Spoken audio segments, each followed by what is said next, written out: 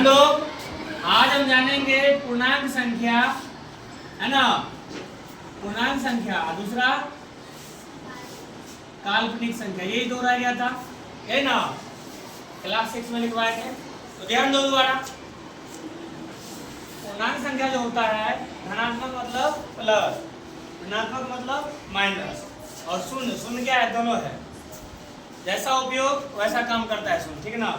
जैसे मान लो 5 में अगर 0 जोड़ेंगे फिर भी 5 होगा, अब 5 में घटाएंगे 0 फिर भी कितना होगा, 5 होगा। मतलब क्या, 0 का वैसे कोई वैल्यू रहता नहीं, लेकिन संख्या के बाद वैल्यू हो जाता है।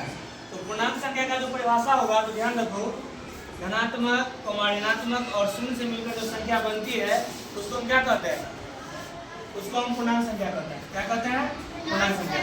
अब जैसे ध्यान दो, -4, -3, -2, -1 सबको मान है ना, 0, 1, 2, 3, 4। अब ध्यान दो, जो माइनस वाला है वो निगेटिव है, यानी माइनस मतलब क्या, ऋणात्मक। शून्य तो हो ही गया, शून्य है यानी 0 है, और जो प्लस वाला है वो क्या हो जाएगा, धनात्मक। कोई दिक्कत? अब समझो काल्पनिक संख्या। तो काल्पनिक संख्या की परिभाषा क्या है, इसके बारे में सिर्फ कल्पना कर सकते हैं, ठीक है, इसके बारे में सिर्फ कल्पना कर सकते हैं। अब ध्यान दो कैसे, तो जिन संख्याओं का कोई मान संभव नहीं हो, मतलब क्या, जिसका मान निश्चित रूप से नहीं निकलता है, वही क्या हो जाएगा, काल्पनिक संख्या हो जाएगा। जैसे मान लो √3 का मान निकल जाएगा, ठीक है, लेकिन -√3 का नहीं निकाल सकता, है ना, यानी माइनस में जो संख्या वो भी रूट में हो, इसका मान नहीं निकाल पाएंगे क्योंकि निगेटिव में आ जाता है, इसलिए, है ना।